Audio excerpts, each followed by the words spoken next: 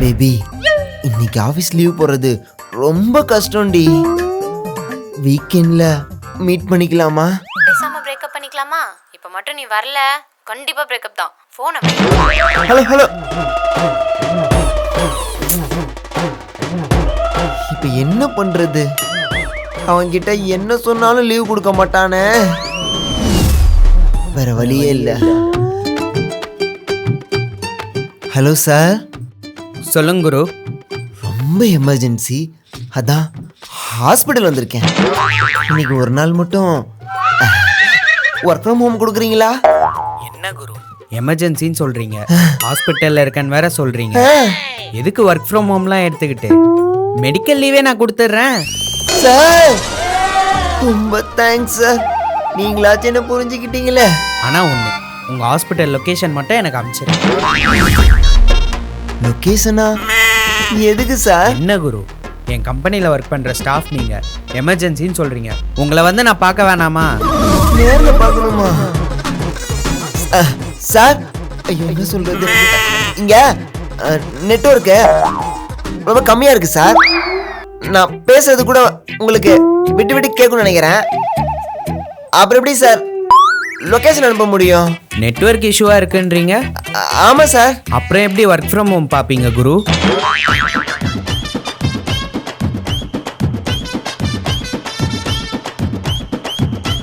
ஆமா இல்ல, இன்னும் 10 நிமிஷத்துல நீ இந்த ஆபீஸ்ல இல்ல, இந்த ஆபீஸ்ல நீ இல்ல.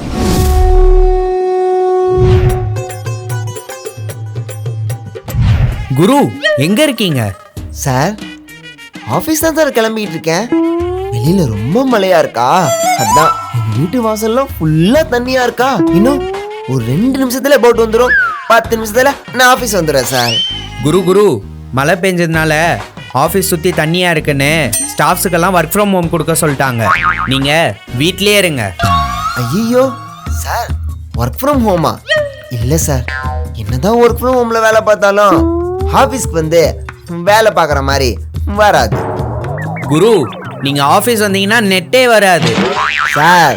அப்படி பார்த்தா அடிக்கிற மலைக்கு எங்கள் ஏரியாவில் கரண்டே வராது. அப்புறம் சார்ஜ் இல்லாமல் லேப் ஆஃப் ஆகி நான் ஒர்க் ஃப்ரம் ஹோம்ல வேலை பார்க்காம இருக்கேன்னு சொல்லிட்டு என் சம்பளத்துல கையை வச்சிருவீங்க. இஎம்ஐ கட்ட முடியாம போயிடும். நீச்சல் அடிச்சாது ஆஃபீஸ் வந்துடுறேன் சார். குரு குரு நீங்க ஒர்க் ஃப்ரம் ஹோம்ல வேலையே பார்க்கலனாலும் பரவாயில்ல, உங்களுக்கு மந்த்லி சேலரி எல்லாம் கரெக்டா வந்துடும். ஆனா நீங்க ஆஃபீஸ்க்கு வர வழியில உங்களுக்கு எதுனா ஆச்சுன்னா என் வேலை போயிடும் குரு. அப்போ ஓகே சார், உங்களுக்காக நான் வீட்லயே சும்மா இருந்துக்கிறேன். Okay sir. நான்லாம் 90s கிட்டு, எங்களுக்கு தெரியாதா நார்மல் டேஸில் நடக்கிறதெல்லாம் இந்த மாதிரி ரெய்னி டேஸ் வந்தா எப்படி மாறும்னு.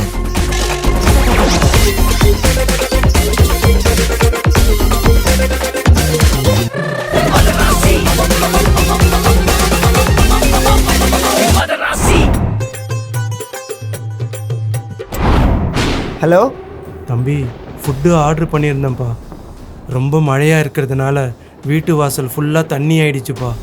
அதனால் தண்ணியாக இருக்குன்னு சொல்லி திரும்பி போயிடாதப்பா. சார், இங்கேயும் திடீர்னு நான் வந்துகிட்டு இருக்க வழியில் காவை உடஞ்சி ஃபுல்லாக தண்ணி ஆயிடுச்சு சார். அதான் ஓரமாக ஒரு இடத்துல நின்றுக்கிட்டு இருக்கேன். வயசானவன்ப்பா நான், காலையிலேருந்து இன்னும் எதுவுமே சாப்பிடலப்பா. நான் ஃபுட்டு ஆர்டர் பண்ணால் கொஞ்சம் கூட மனசாட்சியே இல்லாமல் எல்லாரும் கேன்சல் பண்ணுறாங்கப்பா. நீயும் தயவு செஞ்சு அப்படி பண்ணிடாதப்பா. சார் கவலைப்படாதீங்க சார், நான்லாம் கேன்சல்லாம் பண்ண மாட்டேன். கண்டிப்பாக கொண்டு வந்து கொடுத்துட்றேன் சார். லொக்கேஷன் கரெக்டாக போட்டிருக்கீங்கல்ல? லொக்கேஷன்லாம் கரெக்டாக தான்ப்பா நான் போட்டிருக்கேன்.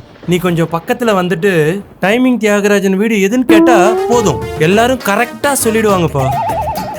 என்ன பேர் சொன்னீங்க? டைமிங் தியாகராஜன்பா. சார் என்ன தெரியலையா சார்? யாருப்பா? சார் ஃபுட்டு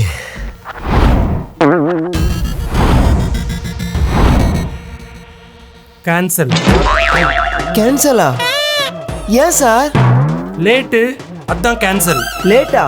சார் உங்க அபார்ட்மெண்ட் வாட்ச்மேன் தான் சார் லேட் பண்ணிட்டாரு. லிஃப்ட் வேற ஒர்க் ஆகல, வேகமா ஸ்டெப்ஸ்லயே வந்தேன் சார். அதெல்லாம் எனக்கு தெரியாது.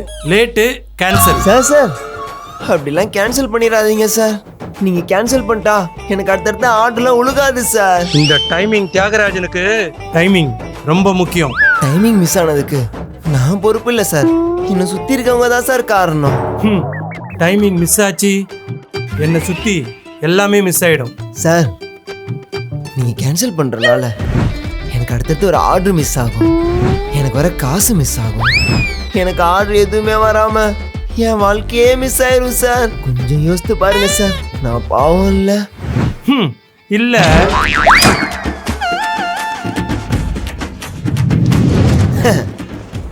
இப்ப தெரியுதா சார் நான் யாருன்னு?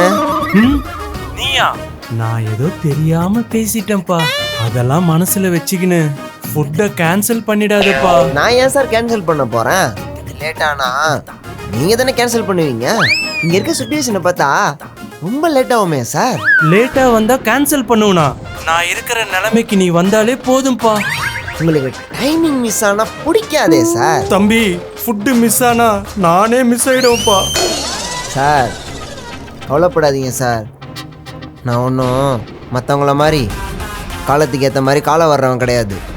கடமை செய்கிறதுக்காக கடல் கடந்து கூட வரக்கூடிய டெலிவரி பாய் சார். நான் வரேன் சார்.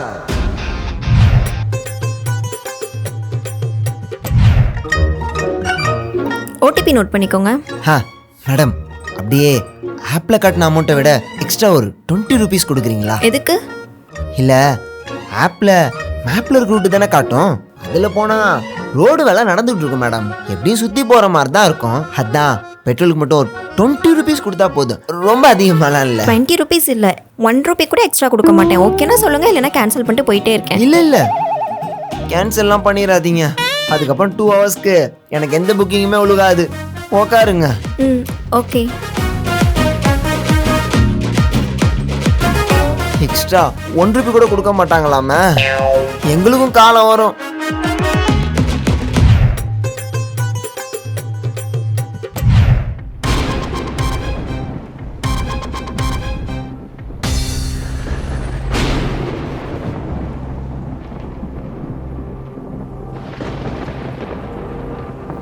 ஓடிபி நோட் பண்ணிக்கோங்க.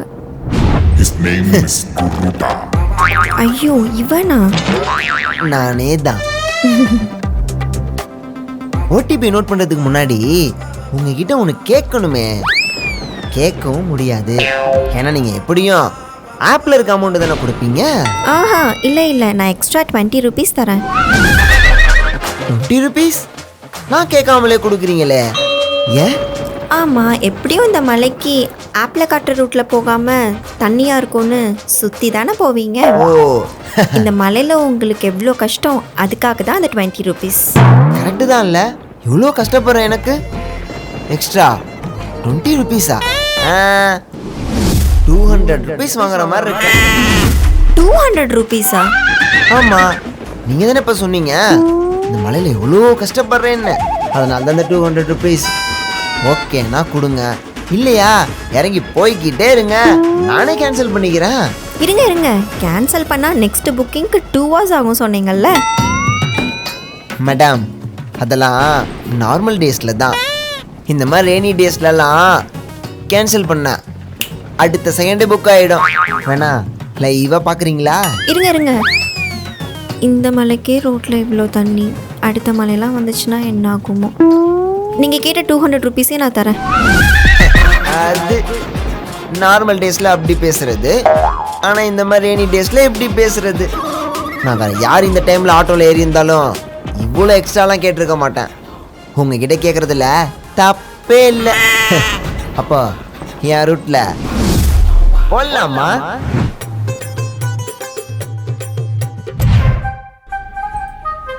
ஹலோ தம்பி, வண்டி சர்வீஸ் கூட்டு 2 மாசத்துக்கு மேல ஆகுதுப்பா. கடை பக்கமே வரதே இல்லையே. அதுக்குன்னு உங்க கடைக்கு வந்து வார வாரமா சர்வீஸ் பண்ண முடியும்? இல்ல, வாரம் வந்தெல்லாம் சர்வீஸ் விடணும்னு நான் சொல்லலை. அட்லீஸ்ட் மாசத்துக்கு ஒரு நாள் வந்து வண்டியில சர்வீஸ் விடணும்ப்பா. இப்போ நம்ம இன்னைக்கு குளிச்சோம்னா நாளை குளிக்கிறோம், நாளை குளிச்சோம்னா நாளை மறுநாள் குளிக்கிறோம். ஏன்னா எல்லா நாளுமே நம்ம சுத்தமா இருக்கணுங்கிறதுக்காக குளிக்கிறோம்ல. நம்ம இன்னைக்கு குளிச்சிட்டோங்கிறதுக்காக ஒரு வாரம் குளிக்காம அதுக்கப்புறமேட்டா குளிக்கிறோம். அந்த மாதிரி தான்ப்பா வண்டியும் நம்ம பார்த்துக்கணும். 2 மாசத்துக்குலாம் விட்டு வைக்க கூடாதுப்பா. அட்லீஸ்ட் மாசத்துக்கு ஒரு வாட்டியாச்சும் வண்டியை சர்வீஸ் பண்ணாதானப்பா கரெக்டா ஓட்ட முடியும்ப்பா. புரியுது. உனக்கு இப்போ வண்டி எதுவும் சர்வீஸ் பண்ணுறதுக்கு இல்லை, அதனால தானே இப்போ எனக்கு ஃபோன் பண்ணி வண்டி சர்வீஸ் பண்ண சொல்கிறேன். ஆனால் வண்டியை சர்வீஸ் பண்ணுறதுக்கு ஒரு நேரங்காலம் இருக்குது. இப்போ ஃபோனை வைங்க. தம்பி கரெக்டு தான்டா, இது உங்கள் காலம். எனக்குன்னு ஒரு காலம் வரும்,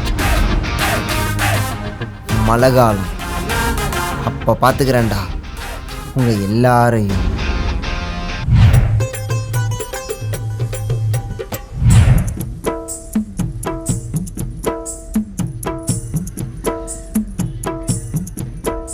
அண்ணே வண்டி ஸ்டார்ட் ஆக மாட்டேங்குது, கொஞ்சம் என்னன்னு பார்க்குறீங்களா?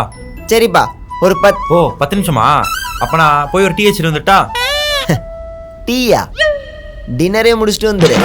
டின்னரா? அது நைட்டில் சாப்பிடுவாங்க. ஓ, நைட்டு சாப்பிட்றதுக்கு பேர் தான் டின்னரா? அப்போ காலை டிஃபன் முடிச்சுட்டு வந்துடு. அண்ணே காலைல வரும்போதே சாப்பிட்டு வந்துட்டேண்ணே. தம்பி நான் சொன்னது இன்னைக்கு காலையில் இல்லை, நாளைக்கு காலையில். நாளைக்கு காலையா? அண்ணே வண்டி ஸ்டார்ட் ஆகுதா இல்லையான்னு பார்க்க ஒரு 10 நிமிஷம் ஆகுமா? அதுக்கே நான் நாளைக்கு காலைல வர சொல்கிறேன். டேய், உன் வண்டியை மட்டும் பார்க்கணுன்னா எனக்கு 10 நிமிஷம் போதும். ஆனால் இந்த ஊரில் இருக்க எல்லா வண்டியும் பார்க்கணுன்னா 10 மணி நேரத்துக்கு மேலே ஆகும்ல. இல்லை புரியலண்ணா. தம்பி நீ வண்டி ஸ்டார்ட் ஆகலன்னு எடுத்துகிட்டு வந்திருக்கிறது நார்மல் டேஸில் இல்லை, ரெய்னி டேஸ். கொஞ்சம் அங்கே பாரு.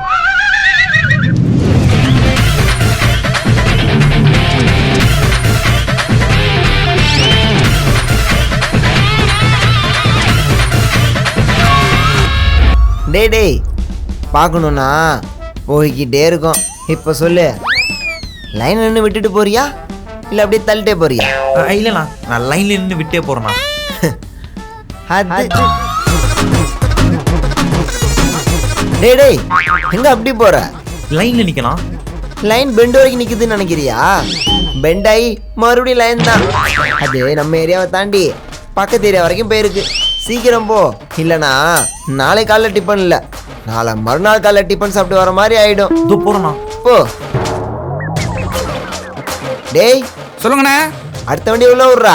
சரிண்ணே.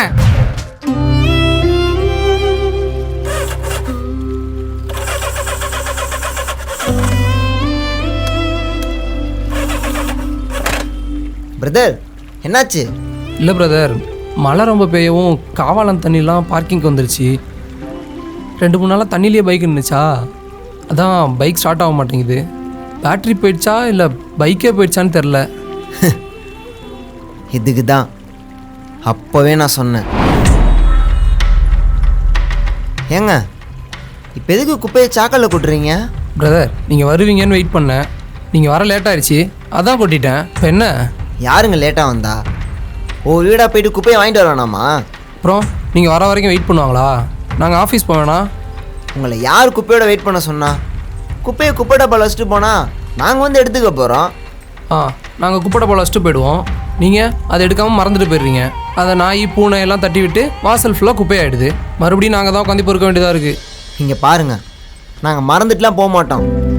நாங்கள் வந்துட்டு போனதுக்கப்புறமே நீங்கள் வச்சா எங்களுக்கு எப்படி தெரியும்? இப்போது தெரு ஆரம்பத்துலேருந்து லாஸ்ட் வரைக்கும் வந்துட்டேன், இப்போ மறுபடியும் அடுத்த தெருக்கு போக போகிறேன். ஆரம்பத்துலேருந்து வந்தேன்னா இப்போ திரும்பி அங்கே போவேண்ணா? நான் போனதுக்கப்புறம் இப்படி அங்கே வச்சாங்கன்னா எனக்கு எப்படி தெரியும்? இப்போ எதுக்குங்க குப்பையை எடுத்துட்டு போய் சாக்கல்ல கொட்டுறீங்க? இப்போ என்ன பிரதர், நான் ஒருத்தன் கொட்டுற குப்பைனால தான் இவ்வளோ பெரிய சாக்கடை அடைச்சிக்க போதா? போங்க பிரதர்.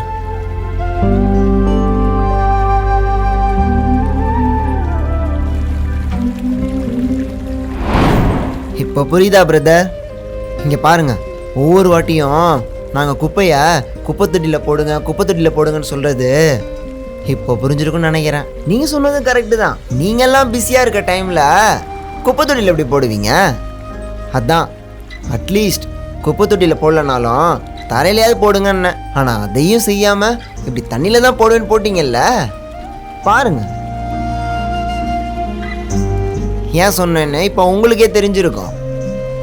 ஒரு வாட்டியும் இது எல்லாத்தையுமே சொன்னது எங்கள் நல்லதுக்காக இல்லை பிரதர், உங்கள் நல்லதுக்கு தான்.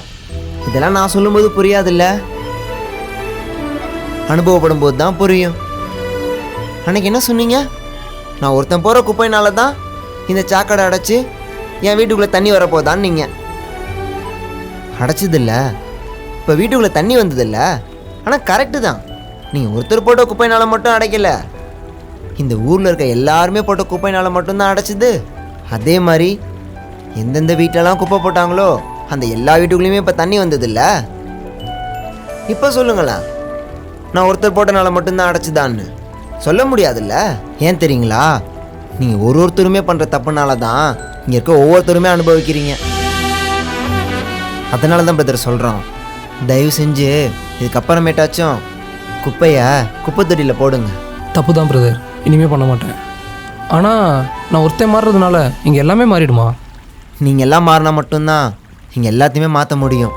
இதுக்கப்புறமேட்டு நீங்கள் மாறுங்க, இதெல்லாம் தானாக மாறும்.